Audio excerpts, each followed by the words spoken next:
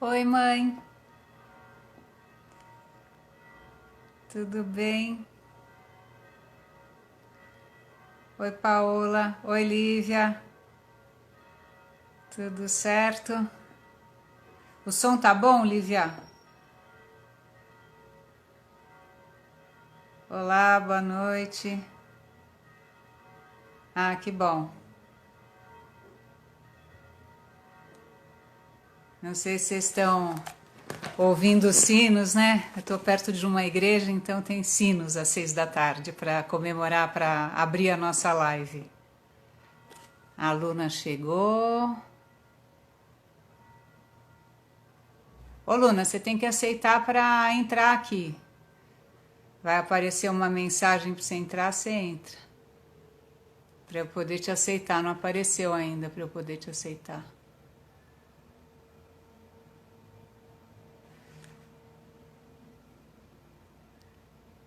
Então vamos esperar a Luna aparecer aqui a mensagem. Ah, agora apareceu. Visualizar. Olá, Luciana. A Luciana estava desde de tarde, né? Ei, Olá, que eu tava legal! ouvindo os sinos. Você também estava ouvindo o sino? É, assim que eu entrei, você tava falando dos sinos. E aí apareceu a mensagem ao mesmo tempo, eu falei, não, uma coisa ou outra. Aí eu ouvi os Que... sinos. E aí, tudo bem? Cadê o café? Ah, o café tá aqui ainda naquela fase Eu peguei uma prensa francesa hoje, então ela tá ali. Ah, que maravilha!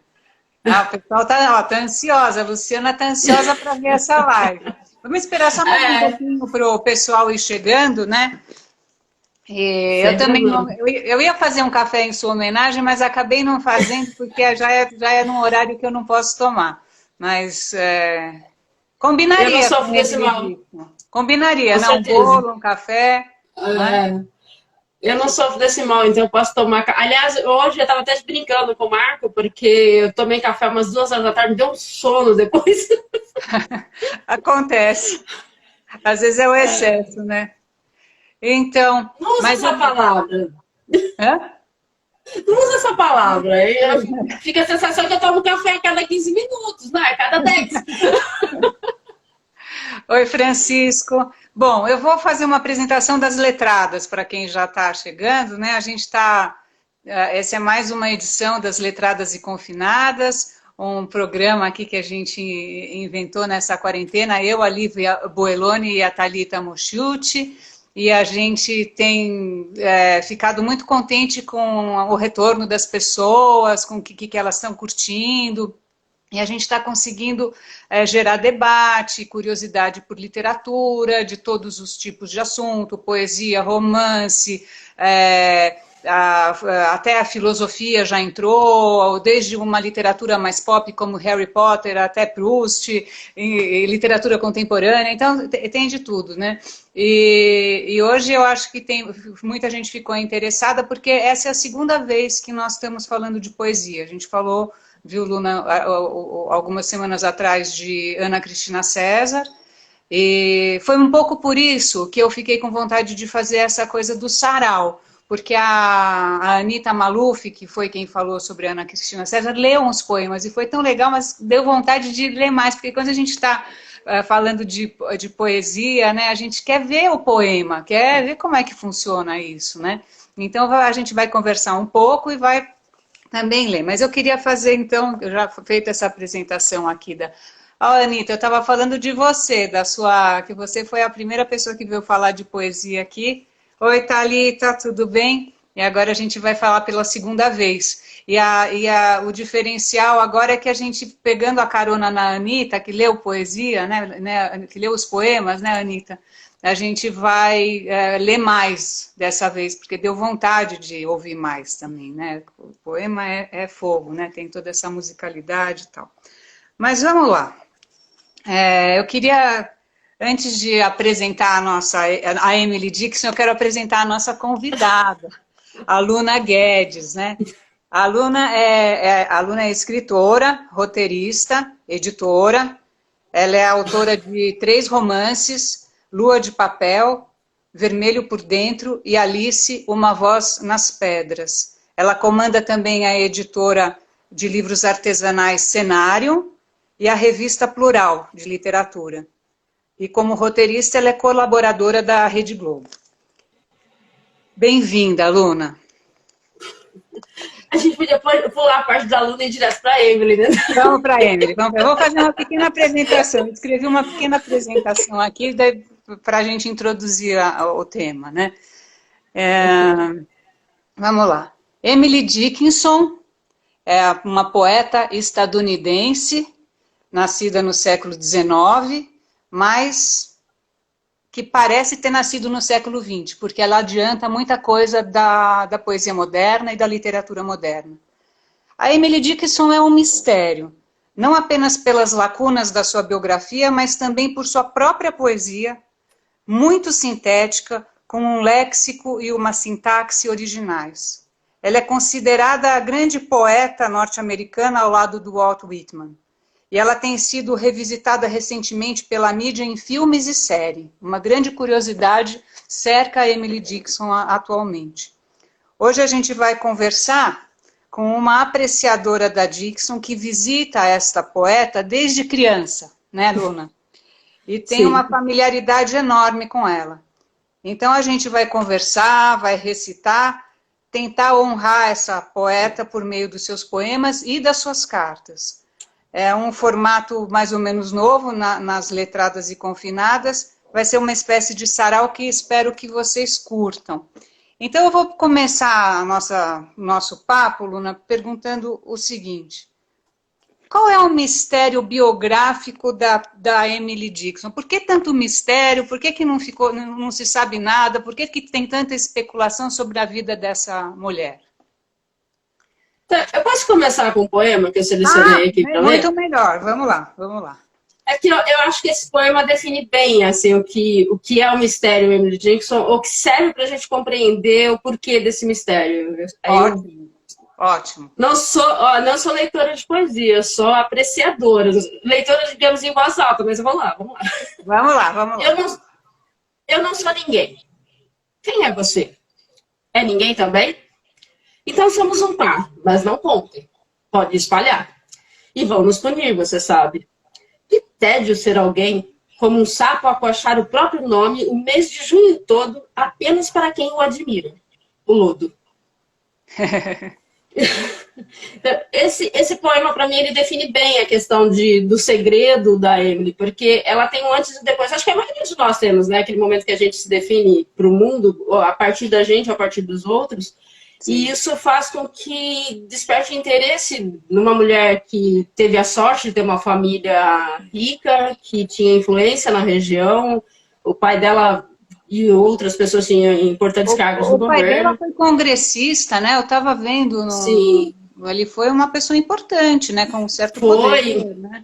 Inclusive, graças a ele e a família da Emily, que as meninas passam a ter uma escola, um centro comunitário de estudos, porque nessa época não era comum. Eles criam uma escola naquela pequena cidade lá, em Massachusetts, né? Em Amherst, em Massachusetts. Tá. É uma cidade extremamente conservadora, puritanista, como a gente costuma dizer, né? Então, o fato de uma menina ir para a escola e ter educação naquela época foi algo extremamente raro. Então, ela tem a felicidade de estar no meio em que se proporciona para ela estudo. Ela depois vai estudar missões, ela teve acesso à biblioteca, ela lia muito, ela leu todos os poetas do seu tempo, de Shakespeare a Hughes, ela leu muito.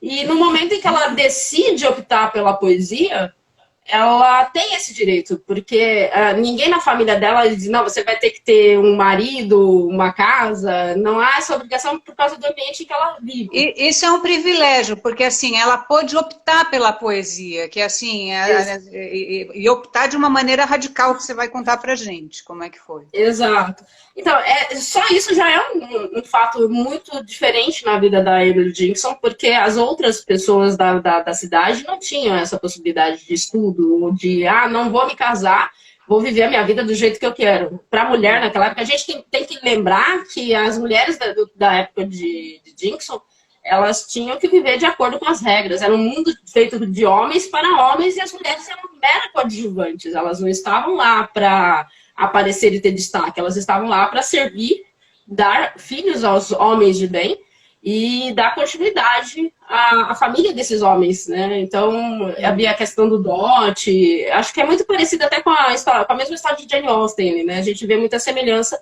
porque era um universo totalmente diferente, ainda bem, do que a gente tem hoje, né? Que nós, a minha geração, a sua também, acho que já teve por obrigação ir para a faculdade, fazer, cursar, ter uma profissão. Essas mulheres não, essas mulheres eram treinadas para serem esposas. E isso não foi algo que aconteceu com a Emily. Ela teve essa escolha e ela decidiu, né? A partir do momento que ela escolhe que ela vai se dedicar à escrita, ela abre mão de todo o resto.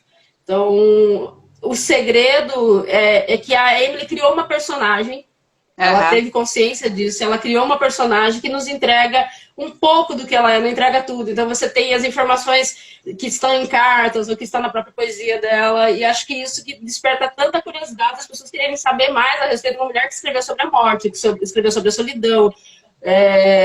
Tem pessoas que encontram muitas coisas, ou seja, a ambiguidade dessa personagem nos chega através da poesia dela e gera muita discussão. Isso é o que desperta esse fascínio todo. Pois é, eu vou até te perguntar, emendar isso. Então, você acha que é um pouco esse mistério que gera a possibilidade de hoje investigarem ela no cinema? Então, tem pelo menos uns 2 filmes, longa-metragem recentes sobre ela e uma série que pega mais ela na adolescência, eu imagino. Sabe o que é curioso? Que a gente não tem muita informação a respeito da adolescência dela, porque a partir da publicação dos poemas que foram feitos no jornal, que são a única publicação em vida que ela faz, simplesmente ela queimou tudo, ela rasgou. A gente não sabe se perdeu muita coisa preciosa ou se simplesmente ela considerou que não tinha atingido uma maturidade adequada, ou simplesmente foi um descarte opcional, não dá para saber. Tanto que esse é o poema que eu comecei, foi justamente esse que é o momento em que ela se desfaz das coisas da juventude. A gente não tem muita informação. Tem o que sobrou nas cartas que não foram rasgadas, mas não é muita coisa. Então, quando você pega uma série fazendo o personagem dela na adolescência, é muito mais a ideia de quem leu. Aliás, tudo em Emily Dickinson depende muito dos leitores dela.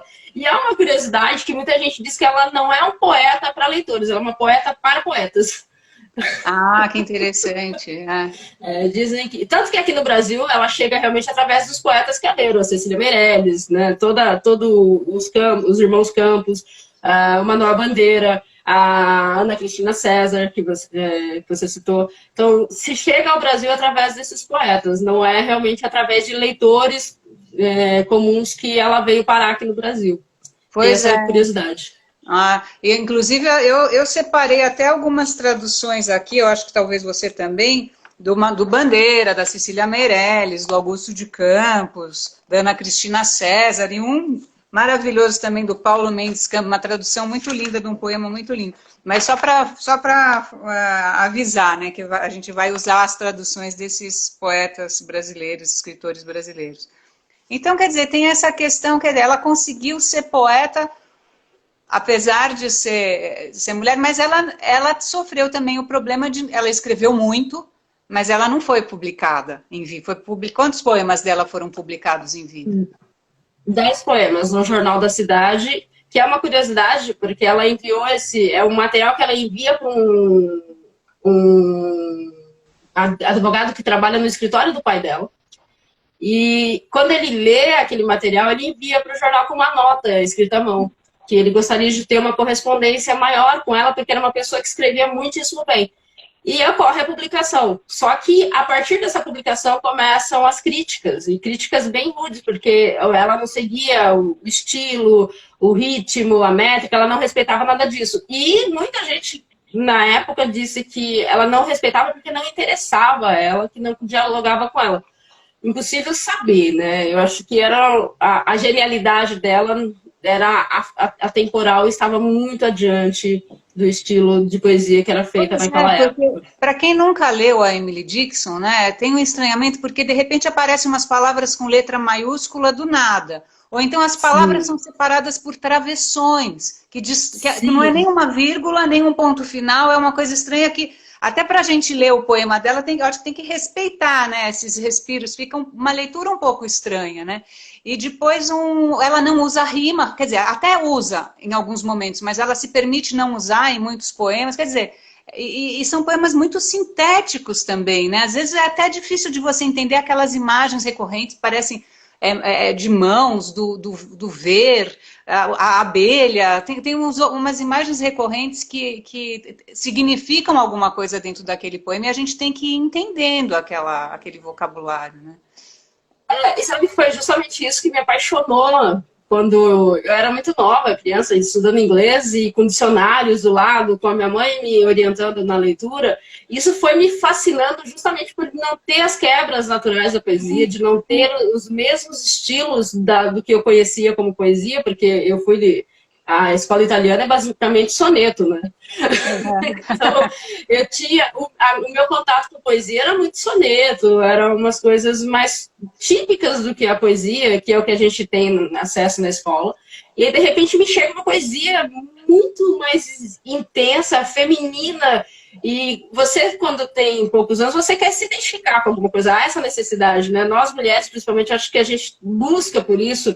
Eu lembro que quando eu li Simone aos 9, 10 anos, aquilo foi um descortinar de muitas coisas. E a poesia da Emily começou esse processo para mim ali. Ô, Luna, mas como é que você... Porque, então, assim, você vê que o poema tem camadas, porque eu até separei aqui um depoimento da Camille Palha sobre a Emily Dickinson, que ela chama a Emily Dickinson de uma sadomasoquista. Eu vou até ler aqui, ó. Emily Dickinson é uma mulher e seus poemas são sonhos de prisão de uma autoenclausurada sadomasoquista e imaginadora. Então, assim, tipo, como é que uma criança lê um poema que tem essa camada é sutil, não é explícita, essa camada que ela chama de sadiana, né? Mas a criança pega por outros lados, né? Assim, porque sim, dá para ler também. Tá, mas aqui eu era uma criança, eu me reconheci na poesia porque eu era uma criança antissocial, não gostava do convívio com outras crianças, era solitária, as pessoas me achavam triste, não que eu fosse, mas as pessoas tinham essa visão, porque eu me isolava. Então, eu me reconheci, embora eu não conhecesse a história da Emily, apenas a poesia, aquilo falava muito forte comigo, muito intenso. E eu não enxerguei nunca, enquanto criança, então, esse lado que a... Eu acho que ela exagera um pouco também. O que ela fala é o seguinte, que a Emily Dickinson, mesmo depois que ela é publicada, né, depois da morte, ela é rearranjada, né? Eles mexem... Sim, várias vezes. Não é? Muito. Tanto é que na década de 60, que a Camille Palha ela começa a estudar Emily Dickinson melhor, ela diz que era um momento que a Emily Dickinson saiu, né, ela foi resgatada dos estudos americanos e colocada junto com Dante e Baudelaire. Então, quer dizer que todas as suas barbaridades diabólicas, né, não sei o que, segundo a Camille Palha, ficaram patentes. E antes, não, ela era encaixada em algo mais certinho. Num padrãozinho, num padrão, foi corrigida, a poesia dela foi corrigida, enfiaram rimas, métricas, coisas que nem existiam anteriormente. Isso é uma coisa curiosa, né? Porque eu não tive acesso inicialmente a essa poesia corrigida. O que eu fui ler foi a publicação de Harvard, já do crítico de Harvard, que selecionou todo o material e tentou reorientar e nos apresentar realmente o material mais próximo do original. Eu tive era um livrinho pequenininho, acho que tinha 20 poemas apenas, era A Poetry of Emily Dickinson, e ali, aquelas poesias falavam muito da loucura, que era uma coisa que eu tinha um pouco de receio, tinha histórias de loucas na minha família e era um assunto muito recorrente. Minha mãe era psicóloga e falava muito o tempo todo da loucura, mas não essa loucura de se trancar no manicômio, sim o fato de enlouquecer e dar uma nova característica, assim, de uma maneira de compreender a realidade. Nossa, eram uns assuntos muito loucos em casa. Então, a poesia veio nesse sentido. Então, eu nunca enxerguei quando criança, até acho que recentemente eu fui reler para tentar entender esse lado sad que as pessoas falam da Emily, mas ainda assim eu não encontro. Eu encontro um erotismo hoje, em algumas poesias, em algumas frases, que quando você lê, você fala, uau, isso é muito erótico, é muito sensual, é lindo, e é um flanar. como a poesia de Baudelaire, por exemplo, tem aquele flaneur. E isso, para mim, é sensacional, é delicioso. Então, eu tenho lido e relido a Emily Dickinson justamente nesse sentido, de encontrar os elementos da poesia dela, que eu não encontrei, obviamente. As pessoas questionam muito, assim, quando criança você lia poesia? Sim, mas eu tinha uma limitação da minha mente, de tudo que você possa imaginar por ser criança. Tudo é muito experimental, inicial, e aí você precisa reler. Tanto que muitas coisas que eu reli na minha infância e juventude, hoje eu releio justamente para ver um novo olhar, o olhar adulto. E se elas ainda valem a pena, né? Isso é legal, né? Também. E deixa eu te perguntar, tem um personagem que é muito importante assim na vida da Emily Dickinson, apesar dele não ter ajudado talvez tanto ela quanto a gente imagina, que foi o Higginson, um crítico, que ela tem coragem de... Deixa eu ver o nome dele completo, eu tinha anotado. Thomas Higginson. Thomas Higginson. Thomas Higginson. Isso. E ela escreve para ele, né? Porque ela lê alguma coisa dele, acha que uma pessoa inteligente, e ela escreve, manda os poemas, e aí começa uma troca epistolar de vida inteira, mas... Ele ajuda a publicar os poemas dela depois de morta, mas os 30 anos dessa correspondência, que durou essa correspondência, nenhum poema dela foi publicado, por ele, foi endossado por ele para publicação? Não, até porque ela não queria, e ela não aceitava. Ela não queria, e ela não aceitava o que ela chamava de cirurgias. Ela questionava muito. E ela usa essa palavra. Eu estou com uma carta dela aqui que ela usa essa palavra cirurgia, né? Que é tipo aquela... Exato. Assim. E ela não aceitava isso. Tanto que é meio delicioso quando você lê as respostas dela a ele. Eu me divertia muito vendo aquela rebeldia. Nisso eu também me identifico, daquela coisa de não aceitar o que o outro está te impondo e questionar e dizer, não é assim, eu vou fazer do meu jeito. Então, eu achava isso delicioso, essa luta contra o que é regra. Então, essas cirurgias eram alterações no conteúdo, Thalita. Ele informava para fazer assim, corta essa palavra, tá faltando métrica, tá faltando rima, tem que rimar a primeira com a segunda, ou a terceira com a quarta. Era o conceito de poesia da época. E ele foi bastante intenso em impor isso, de cortar, de modificar algumas palavras, porque ela repete muito abelhas, ela fala de pássaros, ela usa termos específicos para denominar a morte, e ele não aceitava nada disso.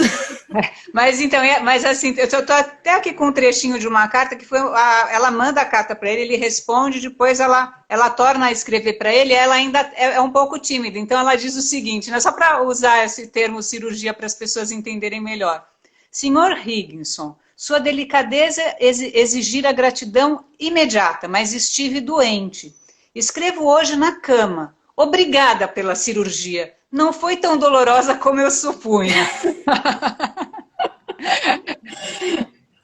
E tem uma outra carta em que ela fala assim, o senhor me vê como... agora não lembro o trecho, mas é delicioso. Ela diz que ele está julgando a poesia dela e ela não tem defesa quanto a isso, mas ela não aceita. Então são formas dela se posicionar, porque dizem, né, algumas correspondências indicam que na juventude ela foi extremamente rebelde, ela se rebelou não só contra alguns conceitos impostos, mas contra Deus, contra as imposições feitas. E ela mantém essa rebeldia, né? Ela não se livra disso, ela vai se rebelando contra algumas coisas, inclusive ao fato de receber pessoas. Ela só aceita receber na casa dela quem ela quer. É uma curiosidade particular da Emily, que muitas vezes as pessoas chegavam para vê-la e ela não saía do quarto. E a reclusão dela, inicialmente, foi na casa. E nos últimos 15 anos de vida dela foi no quarto mesmo, não saía mais do quarto. Nossa. Então, a gente que está vivendo o isolamento social hoje, né, não faz ideia. Né? Pois é, nossa, 15 anos, né? Nossa, demais. Não quero. Não é nem um ano, já está assim. Mas sabe que eu já vou puxando para a gente entrar numa leitura de carta, poesia, porque você falou, né, da reclusão e tudo, e daí tem a questão também de alguns temas recorrentes, e um dos temas, dos grandes temas da poesia da Emily Dickinson é a morte, né? Como ela sofreu muito a perda de entes queridos, né? E ela expressa isso de uma maneira... Não é nenhuma poesia sobre o luto. É porque você falou de Deus, né? Porque ela não sei se ela é meio revoltada com Deus. Ela venera e ama a natureza, os amigos, as pessoas queridas, né? Mas é muito forte, né? Ela coloca outra coisa no lugar da divindade e a questão da morte é revisitada por ela, assim, quase como uma dor insuportável. E, no entanto, eu acho que a aceitação da mortalidade gera para ela uma experiência mais plena da vida, né? Eu acho que cada pessoa tem a forma de viver o luto. Ela encontrou uma maneira de, não de superar a perda, mas de se entender com esse luto. Então, eu lembro de um dos poemas que mais me chama a atenção nela com relação à morte, é que ela está sentada no quarto escrevendo uma carta e ela diz: eu estou ouvindo os sons das patas dos cavalos que irão me buscar. E aquilo, porque ela diz que a morte é um cocheiro, né? Então, ela tem muita, ela sempre projeta a própria morte. Às vezes ela tem o poema que fala da dor, da perda das pessoas queridas, mas ela projeta a própria morte e às vezes o poema dela é como se fosse uma idealização do dia que ela estiver morrendo. Né? Então a gente pode até começar a ler alguma coisa nesse sentido para as pessoas entenderem a loucura. Eu tenho um poema justamente sobre isso. Sim, vamos lá. Você quer ler primeiro? Você quer ler ou leio eu? Não, vai ver que é o mesmo, a gente separou junto, né? Aqui. É da tradução de quem o seu, Luna? O meu é do Campos, Augusto Campos. Ah, tá bom. Legal. A morte é um diálogo entre a alma e o pó. Diz a morte: some. A alma só me cabe ser crente. A morte sob a terra clama: vai-se a alma, deixando seu prova cabal manto de lama. Olha. Isso eu acho... Quando ela fala que a morte é um diálogo entre a alma e o pó, é definitivo, né? Porque... É lindo isso, nossa. Eu vou ler um desses do pesar, né? Que ela tem essa dor, né? É uma tradução do Manuel Bandeira. Os poemas da Emily Dickinson não têm título, mas são numerados, mas o Manuel Bandeira deu um título, ele se permitiu. Então ele deu o título chamado Porta de Deus. 2 vezes perdi tudo e foi debaixo da terra. 2 vezes parei mendiga à porta de Deus. 2 vezes os anjos descendo dos céus reembolsaram-me de minhas provisões. Ladrão, banqueiro, pai, estou pobre mais uma vez. Aqui ela chama Deus de ladrão, banqueiro e pai, né? Então, é interessante isso, né? Porque banqueiro... É a revolta e já a gente começa a perceber que ela estudou muito mais além do seu tempo, né? Ela leu muitos filósofos, ela tinha uma relação com a mitologia grega muito forte. Ela era uma leitora, e eu acho isso, né, num tempo em que muita gente diz que não lê porque não quer se contagiar ou contaminar pelo estilo do outro. Tá aí um exemplo clássico de que a leitura é necessária para o escritor. Os melhores são sempre uns devoradores de outros escritores, né? Sim, e ela tem muito disso, né? Da gente perceber, ela gostava muito de astrofísica, de astronomia, de assuntos vários, então ela não se limita ao universo da literatura, ela vai muito além. E a poesia dela acaba trazendo isso pra gente. E uma das coisas que eu acho muito divertida é que a gente fala, literalmente, é um repertório inacabável, né? Porque a gente tem muita... É que as traduções simplificam um pouco, não muito. Mas quando você pega o original, você percebe que, nossa, ela usou e abusou do repertório. Sim, eu estou aqui, Luna, com um poema da Ana, traduzido pela Ana Cristina César, que eu acho que é interessante, porque assim, a Emily Dickinson não é uma poeta mórbida que só escreve sobre a morte. Ela também escreve sobre o poetar, né? E sobre o ler, e sobre o amor pela poesia. Sim. Então, eu achei bonito esse poema porque diz o seguinte: não há fragata igual um livro, que daqui nos distancie, nem corcel que galope mais que um verso de poesia. Não custa pedágio ao pobre essa travessia. Frugal é o carro que nos leva nesta via. É a poesia, né? Essa imagem Pode continuar lendo, eu deixo. Não, é que eu achei esse poema, porque é um poema sobre o poetar. E eu também separei um que é sobre a... Como é que é? O que eu achei muito bonito, que começa assim. Essa tradução que eu vou ler agora é de um estudioso dela que chama Fernando Mourão. Ele diz assim, também sobre o poetar. Os poetas inflamam e eles mesmos se apagam ao pavio que incitam, se a luz vital é inerente como ao sol. Cada era uma lente, disseminando sua circunferência. E eu continuo com o mesmo tradutor. Uma palavra é morta quando dita, alguém diria. Eu digo que apenas começa a viver naquele dia. Então, esse poema é interessante, porque eu já li acho que umas 20 versões dele. Muito interessante. Eu acho que é um dos mais conhecidos dela. E é impressionante a possibilidade que ele dá. Eu li da Isa Maralando, do Jorge de Sena, tem várias traduções dele na internet. O José Lira também traduziu esse, provavelmente. Provavelmente. Aham. E é interessante que a maneira como ela fala da palavra, né? Que para uns é morte, para outros é vida, e esse elemento da maneira como, principalmente a gente que escreve, né? Como a gente sente esse momento em que a palavra grita com a gente, né? Então esse poema é muito intenso. Você Mas sabe... eu vou... Diga. Vamos ler aí. Não, eu queria ler um trecho de uma carta. Porque, não tem nome, peraí, só um minuto, eu tenho uma pessoa, os poemas dela não têm nome, os poemas são numerados só, eles não têm título, mas vamos lá. Mas esse poema está em qualquer livro da Emily Dickinson porque ele é muito conhecido.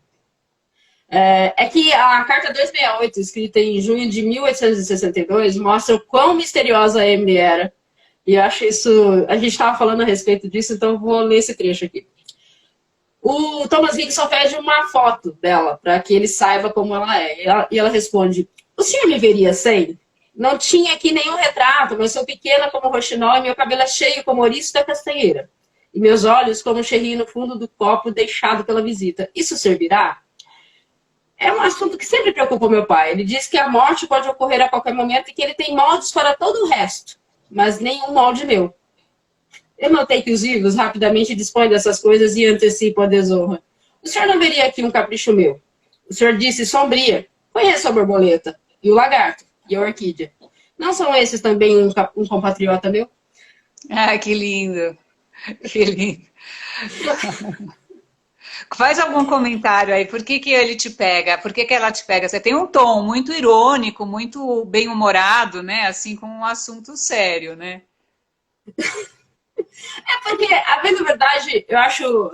imagina, hoje a gente tem esse tempo de imagem, né? Nós vivemos tudo através da imagem. As pessoas querem saber quem a gente é, o que a gente faz. O Instagram, o Facebook, as redes sociais ficam mostrando o que a gente está fazendo o tempo todo. As pessoas têm uma preocupação muito imagética.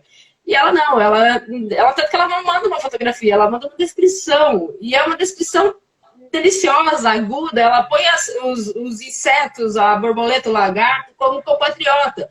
Ela simplesmente ignora a herança genética familiar ali, deixa de lado e vai para a natureza. Então, é uma ironia e, ao mesmo tempo, uma rebeldia muito peculiar, né? Eu fico imaginando a pessoa lá escrevendo, sentada no quarto escuro, lá escrevendo isso e provocando, né? Se divertindo. Tá? Vou provocá-lo com isso. Viu, Luna? Eu vou contar também um caso aqui, né? Que eu usei um poema da Emily Dickinson há uns anos atrás no meu livro sobre o Beckett, né? Como epígrafe, porque é um livro sobre duplicação. E ela tem um poema que é lindo, que fala de duplicação, de triplicação e está dando conta da questão da eternidade, né? Então também queria Uhum. compartilhar um poema mais metafísico, né? Que é assim que eu gostaria de ler para os nossos espectadores. É uma tradução do Paulo Mendes Campos. Como se o mar se apartasse e revelasse outro mar, e esse mar, outro mar, e os três fossem só a presunção de mares consecutivos, despossuídos de praias, e mares à margem de mares a vir. Assim, a eternidade. É muito lindo isso, né? É maravilhoso. Nossa, é. Então, posso aproveitar o silêncio da Dixon e ficar quieta? Pois é, pois é. Não, e a gente, e uma questão aqui, porque as traduções que eu peguei desses poetas brasileiros e escritores brasileiros que se debruçaram aqui na poesia dela, sobre a poesia dela, são muito bem feitas, eu achei, assim, a da Cecília Sim. Meirelles, esse poema está muito bonito, né? Eu acho respeitoso, né, Sim. com a Eu Mel. fico imaginando o trabalho de fazer a tradução, porque não é fácil. Eu não sei se você leu o original da Dixon, mas Sim, não é fácil. Você lê, você precisa parar, respirar. Até eu acho que quando ela escrevia, ela devia pensar nos obrigar a uma pausa, porque ela trabalha muito com o silêncio. sim. Então, ela nos impunha esse silêncio, essa coisa de ficar quieto, ouvir, né, de estar atento. Então, é uma das coisas que me encanta na poesia dela, é justamente isso, de você ter pausas obrigatórias. E fico imaginando a pessoa traduzindo isso, né? Por isso que eu nem reclamo de todas, eu reclamo só de uma ou outra tradução, mas a maioria eu não reclamo. Pois é, não, então, não, tem traduções que a gente percebe que não sei, eu fiz uma opção assim que... E é interessante, né, porque tem uma questão lá na Emily Dickinson que tem um romantismo, né, que vem, mas ele é meio subvertido, porque ao mesmo tempo tem uma coisa moderna, né? Então tem dois pesos, assim. Eu acho que eu fico tentando entender como se deu a escrita dela naquele tempo. E como é mulher escrevendo, a mulher tem uma intuição, né? Tem muita gente que não gosta que fale disso, mas existe uma sensibilidade maior na escrita feminina e eu acho fantástico ler uma mulher não que eu não goste de homens, eu leio muitos homens, mas é que a escrita feminina, ela nos remete a coisas mais intensas, mais pele. Aqui no Brasil, a Gilca Machado, por exemplo, acho que eu já conversei com você sobre ela, Sim. de uma coisa de pele, de você olhar para dentro e você se permitir ouvir tudo isso. Então, os homens, quando escrevem, eles vão buscar coisas mais externas, e a mulher é mais interna, né? Tanto que a gente é conhecida pela poesia confessional. A poesia da Emily não entra nesse rol, mas é um diálogo. Mas Luna, só entrando aqui, pegando uma carona, né, nessa coisa mais feminina do erótico que você tinha falado, né, eu vou ler aqui um outro poema que eu acho que casa com essa sua fala. É o poema 249. E começa assim: noites selvagens. Estivesse eu contigo, noites selvagens seriam nosso devasso abrigo. Fúteis os ventos, ao coração ancorado, inúteis os mapas. Para que o compasso? Remando pelo Éden, há o mar. Pudesse eu, esta noite, em ti atracar. Né? Isso é. É altamente, né, erótico, sensível, do desejo, né, Então, você sabe que é um dos motivos que muitas pessoas levam, que ficam questionando para quem ela escreveu tudo isso, né? Então, tem uns citam os 3 pretendentes que ela teve, outros citam a cunhada, cada qual vai na direção que quer ir, né? Literalmente está a caminho do mar, né? Tem um poema dela que fala: meu rio corre até ti, e acho que essa é a direção que a gente vai. O rio vai e a gente vai junto. Porque ela não deixou rastro quanto a isso, mas quando você lê a poesia dela, você sabe que ela está escrevendo para alguém. É visível isso. E até uma resposta que me mandaram para Camille Piglia foi que mas ela morreu virgem. Disse, gente, dane-se a virgindade, não é disso que a gente está falando, né?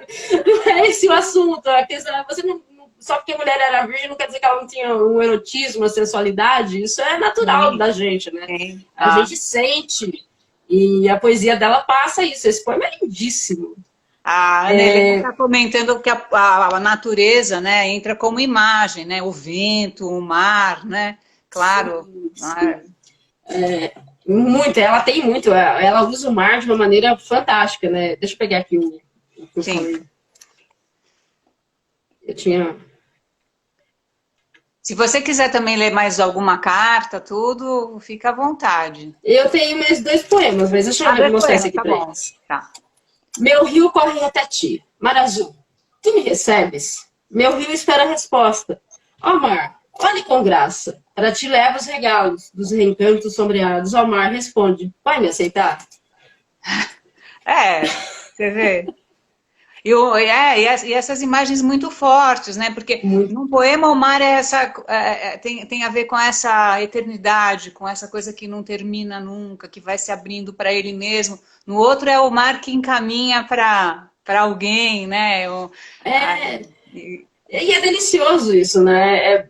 A gente vai de movimento em movimento e vai acompanhando esse crescimento. São 1.785 poemas. Nossa. Que se sabe, né? A gente não tem como saber, porque tinha muitos que ficaram em cartas e que não foram recolhidos. Há uma curiosidade a respeito de como ela escreveu esses poemas. Eram escritos ela chamava de pacotes, fascículos, e a irmã de volume. E eram escritos em papéis de carta, que eram dobrados e costurados como um livrinho artesanal. Tanto que a gente acredita que a irmã dela chamou de fascículo justamente por isso, né? Porque era como um livrinho artesanal que você podia folhear. Ela mesma fazia esse livrinho ou não? Ela comprava pronto? Não, ela comprava papel de carta, que é aquela, né? Você imagina o tipo de papel lá, né? Em 1830, naquela época. E aí ela escrevia e dobrava. Então, ela escrevia só na folha de rosto, assim, seria, né? Como um livro, ela escreveria só nessa parte aqui. Tá. E costurava e deixava lá. Então, a irmã dela encontrou todos esses pacotinhos dentro da gaveta após a morte dela. E uma das coisas que ela pediu foi que fossem destruídos. Não só a correspondência, mas os poemas também. Por sorte, a irmã dela ficou emocionada ao ler e não o fez, né? Ou senão nós não teríamos nem os corrigidos e nem os salvos das correções. Seria tudo... Pois é. Ô, Luna, a Ana Helena está perguntando se a gente poderia comentar alguma coisa sobre o uso do diálogo nos poemas. Porque realmente, né? Eu sou ninguém, você iniciou com um poema que é feito em forma de diálogo. Assim, eu como sou uma leiga na Emily Dickinson, assim, eu detecto o uso do diálogo em muitos poemas, como se ela estivesse conversando com alguém mesmo, e dá a resposta do outro também, mas me parece alguma coisa recorrente, não sei o que você poderia comentar sobre isso. Então, a questão da Emily é que como ela tinha poucas pessoas que realmente importava para ela, ela usou a correspondência, ou seja, a carta, para ela era o processo de evolução de escrita. Então, quando ela escreve, ela usa o mesmo discurso que ela usa nas cartas, ela usa na poesia. Então, ela escreveu muito para o Thomas Higginson, ela escreveu muito para a cunhada, a Susan Gilbert, e a Susan, ela era a única pessoa do grupo em que ela chegava, corrigia na verdade, acho que não daria para chamar de correção, mas olha, esse verso não está tão bom quanto o primeiro. Quando você pega ali aquela primeira estrofe que eu citei, por exemplo, da morte é um diálogo entre a alma e o pó, ali é lindo. Então, você, não, mas o que vem depois não tá bom, você precisa rever. E tem um poema especificamente que 2 anos depois ela chegou para Susan, que ela chamava de Sue, e perguntou, veja se agora está ao seu gosto. Então, era uma das poucas pessoas que tinha esse acesso a Emily e que tinha um diálogo, mas também era uma mulher que escrevia, ela era professora de matemática. E elas tinham intimidade porque foram amigas de infância também, não é? Amigas de vida inteira, né? Exatamente. A amizade começou na infância, na época dos estudos, e deu continuidade. E ela ainda se casou com o irmão da Emily e foi morar na casa da frente. Então, a Emily posicionou a mesa dela de frente para a janela para que ela pudesse espiar a janela da Susan e soubesse o momento em que ela ia se deitar. Era uma cumplicidade. Então, tanto que muitas pessoas acreditam que houve um romance entre elas e por isso que ela não se casou e não se tem muitas informações a respeito Mas é aquela coisa, é a ambiguidade de Emily Dickinson, cada um leva realmente em direção ao que quer. Sim, sim. Eu não paro para discutir isso, já falei, né? Eu acho que não é isso o importante. O importante para mim é a poesia dela, e esse diálogo é isso. A poesia dela é uma correspondência. Tanto que um dos poemas, o último poema que ela escreve é Esta é minha carta ao mundo. Que sim. Nunca me respondeu, né? Esse poema, você tem ele aí? Tenho. Podíamos ler, eu peguei, esse também foi um dos que eu peguei, porque esse é muito forte também, acho que o pessoal vai curtir. Vamos lá. Esta é minha carta ao mundo. Ele, que a mim, nunca escreveu singelas notícias que a natureza me deu. Sua mensagem entrego em mãos de uma era futura. Por amor a ela, doces concidadãos, julgai-me com brandura. Essa aqui é uma tradução em que o original não tem essas rimas, né? A tradução da Isa que acabou colocando, mas ficou bom, eu gostei. Porque é uma coisa impressionante, né? A pessoa escreveu a vida toda e ela tem consciência, agora parei, agora não escrevo mais. Então eu quero informar para você que isso tudo aqui é minha carta ao mundo, que nunca me deu uma resposta, né? O que eu esperava ele não me entregou. Então, eu enxergo bastante essa poética como uma carta mesmo, literalmente. Sim, que bonito, que bonito. Eu vou, então, Luna, o que você acha de eu ler uma carta para as pessoas entenderem o tom das cartas da Emily, porque eu acho que são literárias também, e elas usam o mesmo tipo de pontuação, os travessões, tem um estranhamento. As maiúsculas. Então, é interessante ver uma carta. Eu vou continuar lendo aquela carta que eu havia começado a ler para o Higginson, que foi que é interessante, porque quando ela está super emocionada dele ter comentado os poemas dela e está no início de uma conversa, de uma correspondência que vai durar a vida inteira, mais de 30, por volta de 30 anos. Senhor Higginson, sua delicadeza exigiria gratidão imediata, mas estive doente e escrevo hoje na cama. Obrigada pela cirurgia, não foi tão dolorosa como supunha.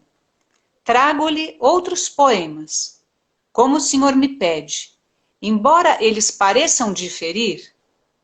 Enquanto meu pensamento está despido, eu posso fazer a distinção dos poemas, né? Mas quando os coloco na toga, eles parecem semelhantes e entorpecidos.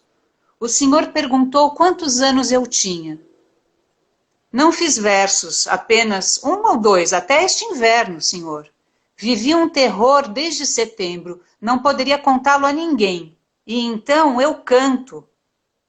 Como um menino canta em torno das sepulturas porque tenho medo. O senhor pergunta meus livros por poetas. Tenho Keats e o senhor e a senhora Browning. Em prosa, o Sir Thomas Browne e o Apocalipse. Entrei para a escola, mas por assim dizer não tive educação. Quando menina tive um amigo que me ensinou a imortalidade, mas aventurando-se muito perto, ele próprio nunca retornou. Logo depois meu tutor morreu, e por vários anos meu léxico foi meu único companheiro. Depois encontrei mais um, mas ele não me quis como discípula, e então deixou o terreno. O senhor pergunta sobre meus companheiros. Colinas, senhor, e o pôr do sol, e um cão, tão grande como eu que meu pai me trouxe. Eles são melhores que pessoas, porque sabem, mas não contam. E o barulho no poço ao meio-dia supera o meu piano. É isso.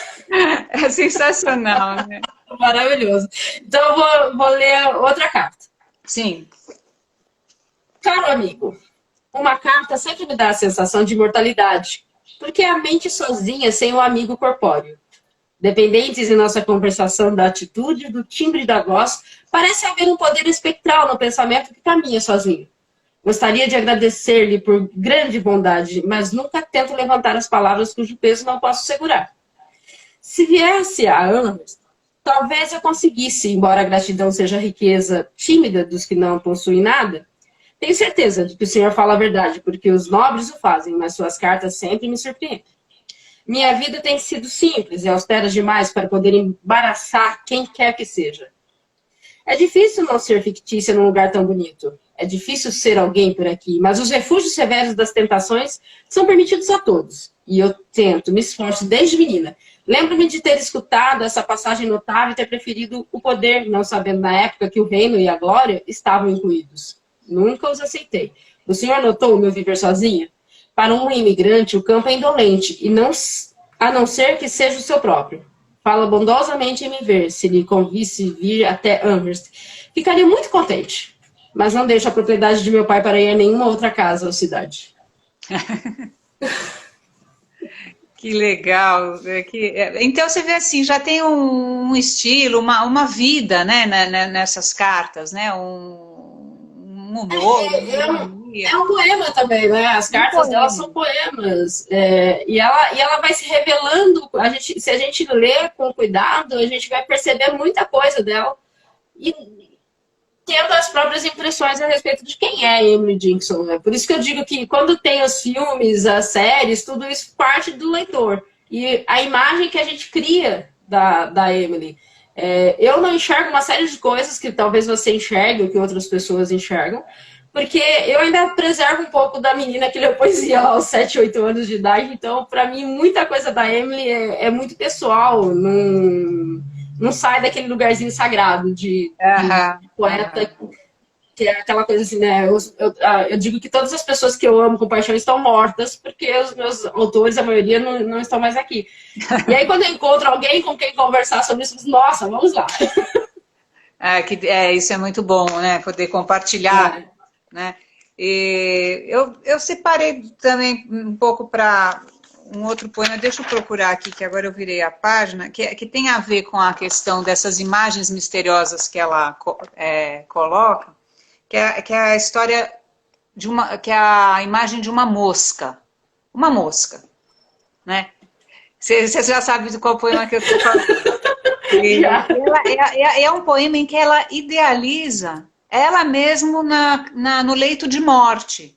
Sim. Então, acho que o poema, os poemas dela às vezes são complexos, né? Porque as palavras elas sintetizam imagens de uma maneira poética mesmo, né? Que é própria, né? Mas então eu vou só dar o panorama. Imaginem que ela está no leito de morte, tem as pessoas, né, lá meio preocupadas e entra uma mosca nessa cena. Então ela é uma poema que ela idealiza isso. Então ouvi uma mosca zumbir quando morria. A calmaria no quarto, como no ar, a calmaria depois da tempestade. Os olhos à volta apertados, os fôlegos suspensos para a última partida, quando o rei no quarto aparecesse. Deixei lembranças, em testamento leguei a parte possível de mim. E foi então, quando uma mosca apareceu, com azul, incerto zumbir, entre a luz e o meu ser, aí falharam-me as janelas, e já não pude ver para ver. É incrível. E isso é reconhecer, ver, né? Parece que o ver para ela tem a ver com viver, né? O ver tem né? Já não pude ver para ver, com conhecer, com viver, né? E a coisa, diga. Não, pode. Não, não, a mosca que parece uma coisa tão simples, mas é como se fosse a própria morte, né? Chegando lá naquela cena, né? Então, eu acho esse elemento, né? As pessoas dizem, atualmente, falam, não, mas isso era uma loucura dela, né? Assim, gente, a gente não pode usar a palavra loucura para denominar um sentimento dela de fechar, porque para ela fechar os olhos e morrer era deixar de viver, deixar de existir, apagar-se de alguma maneira. Muitos poemas dela deixam bem claro esse apagar-se da vida e não saber para onde ir. Então, para ela era a questão de acabou aqui. E eu deixei de enxergar tudo, porque ela olhava muito, ela observava, ela tinha... curioso que às vezes ela tem algumas descrições, como summers, os Indian Summers, que são sensações que ela tinha ao olhar pela janela e observar uma simples chegada de um vento. Então, ela tinha essa relação de olhar e ver. E a morte para ela era simplesmente acabou, né? Fechei os olhos para dentro. Então, isso é muito interessante. Mas a loucura, tem um poema que eu selecionei sobre isso para ler, que é justamente ela também tinha um olhar para isso, mas era um olhar diferente do que a gente classifica como loucura. Posso ler? Claro, por favor. Minha loucura faz sentido. A um olho esclarecido, muito mais sentido. É só loucura. E a maioria que decide suprema, aceite. E você é são. Objete. E é perigoso. E merece uma algema. E merece? Uma algema? Uma algema. Ah! Sim. Então, ela mesma dá a resposta pra gente, né? A gente classifica como sendo loucura, né? É o seu olhar que vai dizer se é louco ou não. Então, se você aceitar a ordem do outro, você é são. Se não... Eu também, para usar essa, também porque a gente já está se encaminhando para o final, eu vou ler um bem curtinho. Eu não sei que oração, talvez meu relógio esteja errado, pessoal. 18h56. Ah, então tudo bem. Porque você leu esse poema, você vê, ela fala da loucura, ela é consciente de dessa diferença, com certeza do talento e tudo. Mas ela também reflete sobre a questão da glória, da fama, né? E com essas imagens da natureza que a gente está falando. Então, diz ela, é um pequeno poema.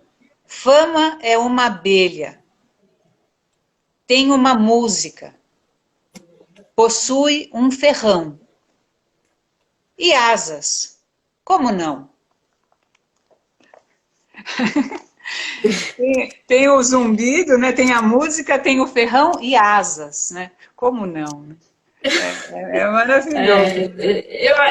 Eu acho muito interessante como ela recusou a fama em vida e deixou isso para depois. Pensa no tempo atual, que todo mundo tem pressa, quer fazer sucesso ontem. Você imagina, ela passou a vida toda escrevendo, ela escolheu a escrita. Não foi uma decisão de momento, foi uma decisão de vida. A vida dela foi a escrita. E quando as pessoas falam, mas ela não se casou assim, ela se casou com a palavra. Foi um casamento, né? E ela se dedicou a isso, ela fazia todas as atividades da casa, deixava tudo pronto para poder se lá e se trancar no quarto e escrever. Então, quando ela recusa tudo isso e ela recusa em prol da palavra para que melhore e deixa de lado a publicação, a fama, hoje, quantas pessoas seriam capazes de fazer isso? Porque hoje as pessoas já escrevem pensando, nossa, quantos livros eu vou vender, quantas entrevistas eu vou dar. E ela não, ela simplesmente queria escrever. E fez isso com uma primazia, uma genialidade que é impossível não se tocar. Eu sou uma pessoa apaixonada por ela, mas... é um respeito por si mesma, né? Pela sua... não só por uma vocação, mas eu acredito que tem esses grandes artistas que eles têm consciência da qualidade, da importância do próprio trabalho. Então, eu acho isso... Luna, faltam 27 segundos. Eu queria agradecer muito a sua visita aqui na Letradas e Confinadas. Foi uma delícia. Muito obrigada a todo mundo que acompanhou a gente. E daí a gente se vê a semana que vem. Eu e a Luna, a gente vai combinar um papo para tomar um café. Com certeza. Tá bom? Obrigada pelo convite. Bate. Então, ó, gente, obrigada. Um beijão para vocês. Tchau, tchau.